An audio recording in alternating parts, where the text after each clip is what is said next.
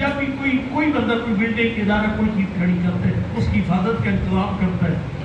تو شیخ باقر صدر فرماتے تھے اسلام کی بنا بنیاد نبی نے رکھ کر جو اسلام کی حفاظت کا انتظام کی اسے تشیع کر اور آج کی ثابت ہو گیا. یعنی اسلام اور کفر کا مارکا تھا.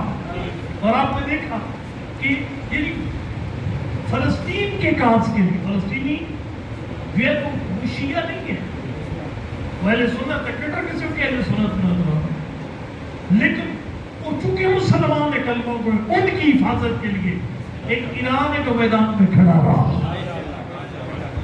یقین کرنے میں آپ کو دل کی بات کہہ رہا ہوں, وہ وقت وہ منظر تازہ ہو گیا.